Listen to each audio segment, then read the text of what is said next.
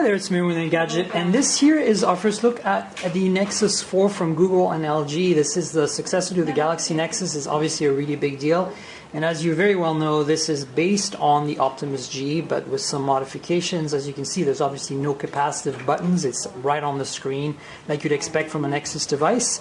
It's got a slightly different shape, obviously, than Optimus G, but in the back is a very similar design with the glass backing that has this really cool pattern if you look at it from different angles. This is the 8 megapixel camera version of LG's Optimus G camera set, since they have the 13 as well, and so they've chosen the 8, and you can see the layout is very similar with the flash, the camera. The speaker down here is even the same kind of slit, so other than the curved bottom and top, and of course the buttons being removed and replaced with these on-screen buttons. There's also a notification light that's moved from up here down to there, and then you can see the front-facing camera here, the earpiece. Now let me walk you around the edges. Again, that hasn't changed too much from the Optimus G. You see the headphone jack here, the secondary microphone. On the left-hand side you have the volume rocker and a tiny little micro SIM tray. And on the bottom you have the micro USB MHL connector primary microphone, and the two screws are again very similar to the Optimus G here. And on the right hand side, the power lock key here. And that's pretty much a walk around the phone. Now I just wanted to point out a few other cool things about this. Obviously, this is running the latest iteration of Android, which is Android 4.2, and there's a bunch of really cool features like this shortcut for turning on and off Bluetooth, etc. for example. Brings you right into the Bluetooth menu. You can configure this any way you want.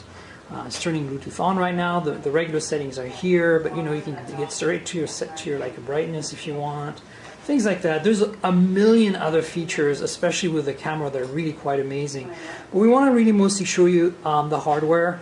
Obviously, the guts are the same as the Optimus G. It's a Qualcomm Snapdragon S4 Pro running at 1.5 gigahertz, meaning it's a quad-core CPU, one of the fastest on the market today. It has 2 gigs of RAM, 16 gigs of built-in storage, and it's a pentaband HSPA Plus radio dual carrier. So on T-Mobile this phone will work, and it will do 42 megabits per second. No LTE though. Some people will be disappointed, but obviously with DC HSPA Plus you can get some pretty great performance. That's pretty much it in terms of the feature set. Again, 8 megapixel autofocus camera on the back, the same probably 1.3 megapixel camera as the Optimus G in the front. So yeah, they're very interesting interpretation of the original design. Quite handsome. I think this feels nicer and better built, and generally looks better than the Galaxy Nexus. Which is, obviously a reflection on what LG's done with the original phone, the Optimus G. So there you have it, the Nexus 4 from Google and LG. And there's one more thing this phone has, and that's, in addition to NFC, inductive charging. So you just put this down. Obviously it needs to be plugged into a charger, but at this point it would charge. This is what the little module looks like. It's rubberized, so it sticks to the glass finish in the back. Quite a bit of an angle, and it's pretty free as to which way you can position it. As you see, there's a micro USB charge port here in the back, and that's pretty much it. So there you go. In addition to all the other goodies, you get wireless charging on the Nexus 4.